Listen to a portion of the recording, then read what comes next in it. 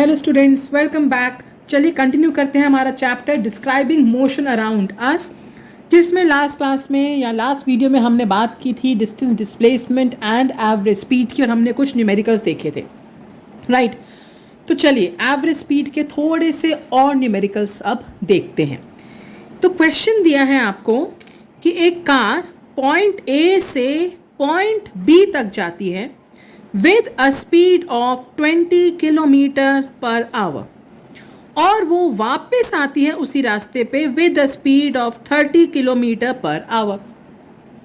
A car moves from A to B with a speed of 20 kilometre per our and returns with a speed of 30 kilometre per our. Find the average speed। अब average speed का formula हमने देखा था, क्या था भैया? Total distance upon total time. तो इस केस में ना मेरे पास डिस्टेंस है ना मेरे पास टाइम है, मैं एवरेज स्पीड कैसे निकालूं, राइट? तो क्या करें, हम ध्यान से देखते हैं। क्योंकि वो ए से बी गई और वापसी भी उसी रास्ते पर आई है, तो इतना तो मुझे क्लियर है कि दोनों केस में डिस्टेंस तो सेम कवर हो रहा है। भाई ए से बी जाना और वापस बी से ए आना, डिस्टेंस तो सेम कवर हो रहा है, तो हम डिस्टेंस को ही एक्स लेट कर लेते हैं। तो जाती बार भी एक्स किलोमीटर कवर किया, आती बार भी एक्स किलोमीटर, तो let the distance from A to B be x kilometre. तो वही डिस्टेंस B to A भी होगा, राइट? तो टोटल डिस्टेंस तो मेरे पास आ गया x जाने का और x आने का, यानी कि 2x किलोमीटर डिस्टेंस तो मेरे पास आ गया। अब मुझे चाहिए टाइम। टोटल डिस्टेंस है, टोटल टाइम निकल जाएगा किसी भी तरह से, तो मेरे पास एवरेज स्पीड आ जाएगी। तो चलिए, स्पीड का फॉर्मूला होता है डिस्टेंस अपॉन टाइम। पहले वाला केस, जब कार ए टू बी गई है, स्पीड है 20, डिस्टेंस है x, क्या मैं टाइम निकाल सकती हूँ? जी हाँ, बिल्कुल निकाल सकती हूँ। क्रॉस मल्टीप्लाई करके t1 ले लेते हैं इसको, x बाय 20 आवर्स। अब जब कार b टू a आई है, स्पीड है 30, डिस्टेंस अभी भी x है, टाइम को t2 ले लेते हैं, क्रॉस मल्टीप्लाई, T2 आ जाएगा x बाय 30 आवर्स। तो जब कार A टू B गई, स्पीड थी 20, डिस्टेंस था x, टाइम था T1, T1 निकाल लिया। जब कार B टू A आई, स्पीड थी 30, डिस्टेंस था x, टाइम था T2, T2 निकाल लिया। अब टोटल डिस्टेंस 2x है, टोटल टाइम क्या होगा भाई? T1 plus T2। T1 है x बाय 20, T2 है x बाय 30। एलसीएम हुआ 60, 3 पे जाएगा 3x, ये 2 पे जाएगा 2x, सबको एलसीएम लेना आता है। 5x बाय 60 यानी कि x by 12 hours total time आ गया। अब मेरे पास टोटल डिस्टेंस है, मेरे पास टोटल टाइम है, मैं क्या निकालूंगी? Average speed. तो एवरेज स्पीड का फॉर्मूला है total distance upon total time. Total distance हमारा है 2x upon total time x by 12। x से x कट गया, 12 ऊपर जाके मल्टीप्लाई होगा, 24 kilometre per hour is the average speed. समझे क्या क्या हमने? हमें बोला है कि एक कार A टू B गई 20 की स्पीड से और B टू A वापस आए 30 की स्पीड से। हमें एवरेज स्पीड निकालनी है। एवरेज स्पीड के लिए मुझे चाहिए टोटल डिस्टेंस और टोटल टाइम। मुझे इतना पता है कि A से B गई है, B से A आई, डिस्टेंस दोनों केस में सेम ही होगा, तो मैंने x किलोमीटर ले लिया। तो x किलोमीटर जाने का, x किलोमीटर आने का, टोटल डिस्टेंस हो गया 2x किलोमीटर। अब पहले केस में स्पीड 20, डिस्टेंस x, टाइम 1 निकाल लिया। ऐसे ही दूसरे केस में टाइम 2 निकाल लिया, ऐड करा, टोटल टाइम आ गया। Now I have total distance, total time, मेरे पास एवरेज स्पीड आ गई। ठीक है जी, चलिए लेट्स टेक अनदर क्वेश्चन। एक 500 किलोमीटर का रेलवे ट्रैक है A से लेकर B तक, जिसमें ट्रेन ने पहले 150 किलोमीटर कवर किए हैं 50 किलोमीटर पर आवर की स्पीड से। रिमेनिंग डिस्टेंस यानी कि 350 किलोमीटर ट्रेन कितनी स्पीड से कवर करे कि एवरेज स्पीड हो जाए? ट्रेन कितनी स्पीड से कवर करे कि एवरेज स्पीड हो जाए? क्या हो जाए average speed? 100 kilometre per our. क्या बोला है क्वेश्चन में कि टोटल 500 किलोमीटर का रेलवे ट्रैक है जिसमें पहले के 150 किलोमीटर ट्रेन ने 50 किलोमीटर पर आवर की स्पीड से कवर किए हैं। रिमेनिंग 350 किलोमीटर ट्रेन कितनी स्पीड से कवर करे कि एवरेज स्पीड हो जाए 100 किलोमीटर पर आवर। चलो जी, सबसे पहले देखते हैं कि एवरेज स्पीड का फॉर्मूला क्या होता है, total distance upon total time. Average speed मेरे पास 100 है, टोटल डिस्टेंस मेरे पास 500 है। Let us find total time. तो टोटल टाइम क्या आ जाएगा, 500 by 100, that will be 5 hours. यानी टोटल टाइम जो लग रहा है 500 किलोमीटर कवर करने में वो है 5 आवर्स। चलो जी, अब पहला वाला पार्ट देखते हैं। Speed is distance upon time. पहले पार्ट में स्पीड 50 है, डिस्टेंस 150 है, तो मैं पहले वाले पार्ट का टाइम निकाल लेती हूँ। क्या निकाल रही हूँ, पहले वाले पार्ट का टाइम। तो T1 आ जाएगा 150 by 50, that will be 3 hours. तो मैंने क्या किया, मेरे पास टोटल टाइम है 5 घंटे का, मेरे पास पहले वाले पार्ट का टाइम है 3 घंटे, माइनस करूँगी तो रिमेनिंग टाइम आ जाएगा ना। तो रिमेनिंग टाइम क्या हो जाएगा, 5 - 3 that is 2 hours. Total time 5 घंटे, पहले वाले पार्ट का टाइम 3 घंटे, माइनस करेंगे रिमेनिंग टाइम आ गया 2 घंटे। क्लियर यहाँ तक। अब रिमेनिंग टाइम है 2 घंटे, रिमेनिंग डिस्टेंस है 350, मुझे क्या करना है, स्पीड निकालनी है। तो speed is distance upon time, 350 by 2 that will be 175 kilometre per hour. यानी जो रिमेनिंग डिस्टेंस है 350 किलोमीटर का, वो ट्रेन को 175 किलोमीटर पर आवर की स्पीड से कवर करना चाहिए, तभी टोटल एवरेज स्पीड क्या बनेगी, 100 किलोमीटर पर आवर। तो मैंने क्या किया, एवरेज स्पीड थी, टोटल डिस्टेंस था, मैंने टोटल टाइम निकाला। पहले वाले पार्ट की स्पीड थी, डिस्टेंस था, उसका टाइम निकाला, माइनस किया तो रिमेनिंग टाइम आ गया। रिमेनिंग टाइम है, रिमेनिंग डिस्टेंस है, मैंने स्पीड निकाल ली। तो ये कुछ एग्जाम्पल्स हैं आपके एवरेज स्पीड के क्वेश्चंस के।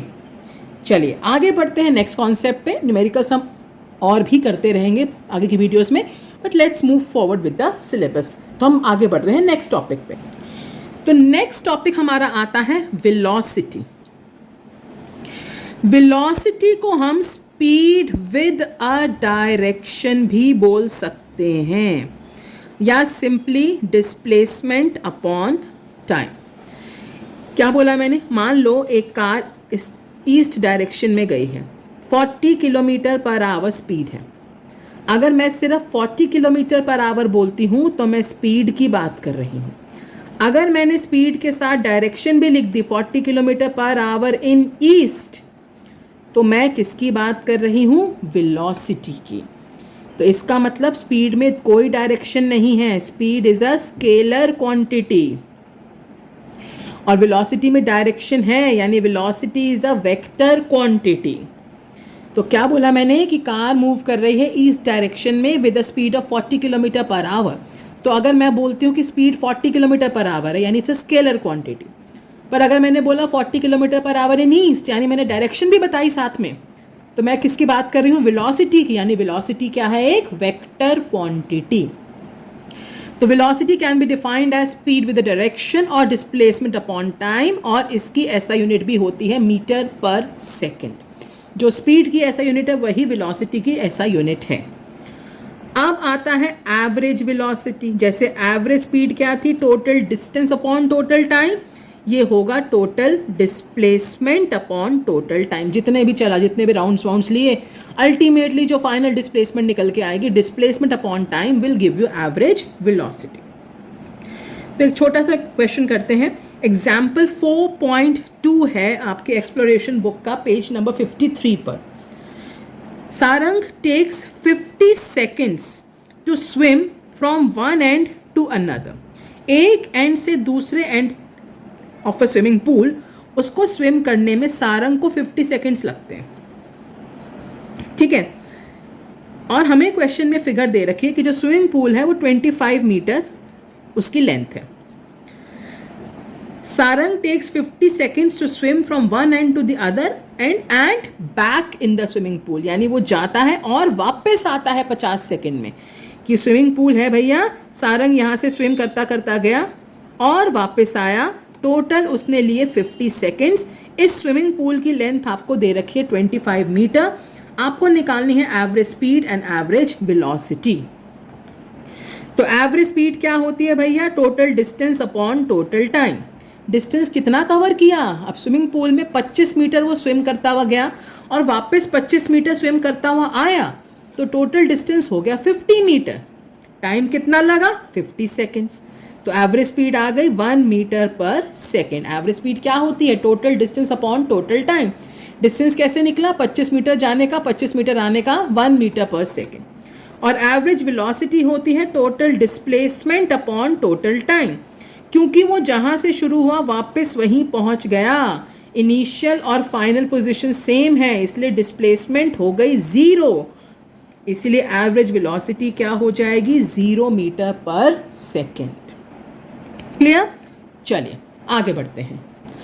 अब वेलोसिटी के ही साथ हमारा एक टॉपिक आता है, that is acceleration, and very important topic. Acceleration क्या है? Acceleration rate of change in velocity.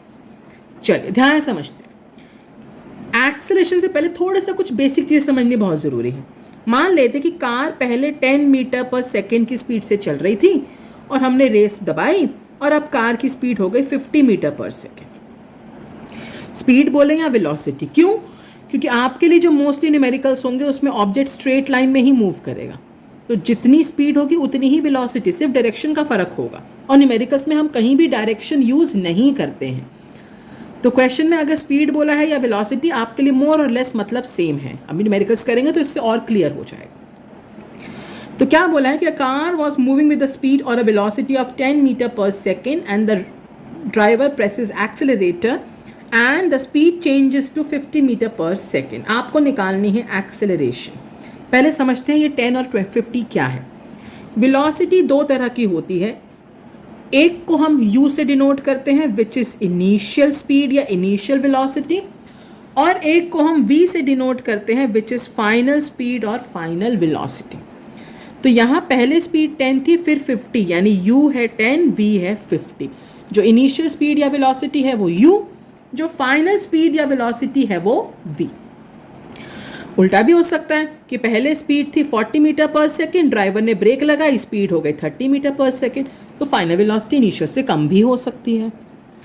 अब अगर क्वेश्चन में बोला है कि एक कार रुकी हुई थी, फिर हमने स्टार्ट करी और 5 सेकेंड के बाद वो 10 मीटर पर सेकेंड से चल रही है, यानी पहले कार रुकी हुई थी। अगर क्वेश्चन में बोला हुआ है कि पहले कार रुकी हुई थी, whenever an object starts from rest, कि वो पहले रुकी हुई है। क्वेश्चन में कहीं से भी अगर आपको हिंट मिलता है कि चीज़ पहले रुकी हुई थी, यानी हम बाय डिफ़ॉल्ट इनिशियल वेलोसिटी क्या लेंगे? 0। क्या बोला मैंने? कि क्वेश्चन को पढ़ के अगर आपको कहीं भी ये हिंट मिलता है कि पहले रुकी हुई थी चीज़ अब चल रही है, यानी आपको लग रहा है कि object is starting from rest, तो आप इनिशियल स्पीड या इनिशियल वेलोसिटी क्या लोगे? 0। और क्वेश्चन में अगर बोला कि कार पहले 30 मीटर पर सेकेंड से चल रही थी, ड्राइवर ने ब्रेक लगाई, अब वो कार रुक गई। क्वेश्चन पढ़ के अगर लगता है कि पहले चल रही थी बाद में रुक गई, यानी द कार या ऑब्जेक्ट कम्स टू रेस्ट, तो हम फाइनल वेलोसिटी 0 लेंगे। क्वेश्चन के हिसाब से अगर कोई भी चीज़ रेस्ट से शुरू हो रही है तो इनिशियल वेलोसिटी 0 लेंगे, और क्वेश्चन के हिसाब से कोई चीज़ अगर चलने के बाद रुक रही है, कम्स टू रेस्ट है, तो फाइनल वेलोसिटी 0 लेंगे।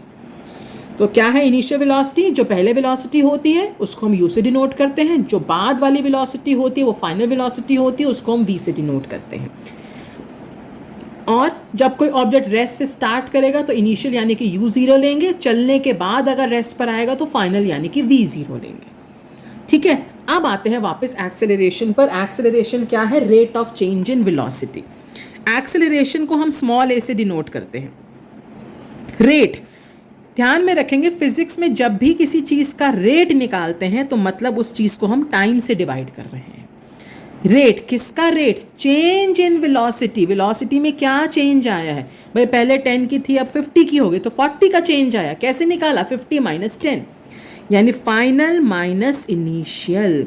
ये आता है आपके पास एक्सेलरेशन का formula, rate of change in velocity. Rate मतलब टाइम से डिवाइड किया किसको? चेंज इन वेलोसिटी को, यानी v माइनस यू। तो ऐसा यूनिट एक्सेलरेशन की होती है मीटर पर सेकेंड स्क्वायर। अब ध्यान से समझो कि हमने जब टाइम देखा तब ऑलरेडी 5 सेकेंड्स हो गए थे, अब 10 सेकंड के बाद यानी कि टाइम क्या हो जाएगा 15 सेकंड। ठीक है, जब 5 सेकंड टाइम था तब मैंने देखा वेलोसिटी थी 20 मीटर पर सेकंड। जब टाइम 15 सेकंड हुआ तब वेलोसिटी हो गई 40 मीटर पर सेकंड।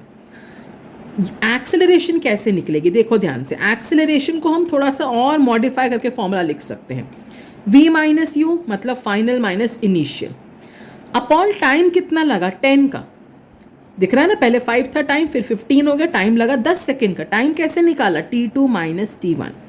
तो क्वेश्चन के हिसाब से ये फॉर्मूला भी लग सकता है और इसको हम बोलते हैं एवरेज एक्सेलरेशन। एक्सेलरेशन क्या है, rate of change in velocity, कितने टाइम में वेलोसिटी चेंज हुई है। इसका एक और मॉडिफाइड फॉर्म है कितना टाइम, टाइम कैसे निकलेगा, बाद वाले टाइम में से पहले वाला टाइम माइनस करेंगे, किसको, फाइनल वेलोसिटी में से इनिशियल वेलोसिटी को माइनस कर देंगे। तो एक्सेलरेशन को हम ऐसे भी लिख सकते हैं, लेकिन अगर ऐसे लिखेंगे तो हम बोलेंगे एवरेज एक्सेलरेशन, अगर ऐसे लिखेंगे तो हम सिंपली बोलेंगे एक्सेलरेशन, ऐसे लिखेंगे तो हम बोलेंगे एवरेज एक्सेलरेशन। ठीक है, तो एक्सेलरेशन क्या है, rate of change in velocity, यानी कि कितने टाइम इंटरवल में वेलोसिटी में चेंज आया है, that is called as acceleration या एवरेज एक्सेलरेशन। सिर्फ लिखने का तरीका अलग है, काम वही करना है। तो एक सिंपल सा क्वेश्चन लेते हैं कि मान लो यही वाला कि पहले कार की स्पीड थी 10 मीटर पर सेकेंड, फिर स्पीड हो गई 50 मीटर पर सेकेंड में और टाइम लगा 2 सेकेंड्स। एक्सेलरेशन निकालनी है, क्या बताया मैंने formula, v minus u by t, 50 minus 10 by 2 that is 40 by 2, 20 metre per second square is the acceleration.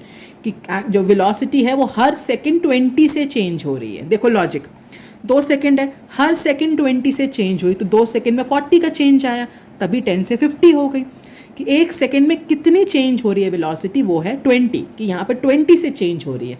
तो कितने टाइम में वेलोसिटी चेंज हो रही है उसे हम बोलते हैं एक्सेलरेशन। अब देखो उल्टा भी हो सकता है ये वाला केस, कि पहले स्पीड 40 मीटर पर सेकेंड थी, अब हो गई 30 मीटर पर सेकेंड और टाइम लगा है 5 सेकेंड्स। एक्सेलरेशन क्या आ जाएगी, v minus u by T, v है 30, u है 40, टाइम है 5, minus 10 bye 5 minus 2 metre per second square. जब भी एक्सेलरेशन नेगेटिव होती है उसको हम बोलते हैं रिटार्डेशन, और वो कब आती है, जब भी फाइनल वेलोसिटी इनिशियल से कम होगी। जब भी फाइनल वेलोसिटी इनिशियल से कम होगी एक्सेलरेशन आपकी हमेशा नेगेटिव आनी चाहिए, और ऐसी एक्सेलरेशन को हम बोलते हैं रिटार्डेशन। तो क्या है एक्सेलरेशन भैया, rate of change in velocity, कितने टाइम में वेलोसिटी चेंज हो रही है, ऐसा यूनिट है metre per second square. Acceleration positive भी हो सकती है, नेगेटिव भी। नेगेटिव एक्सेलरेशन को हम रिटार्डेशन भी बोलते हैं, और नेगेटिव एक्सेलरेशन कब आती है, जब भी फाइनल वेलोसिटी इनिशियल से कम होती है। ठीक है जी, चलिए will keep it till here. Next video में will discuss more about acceleration and कुछ न्यूमेरिकल्स देखेंगे, कुछ ग्राफ्स देखेंगे। ठीक है, till then you please revise, practice side by side and send me your doubts in the comment section. Take care all of you, bye bye.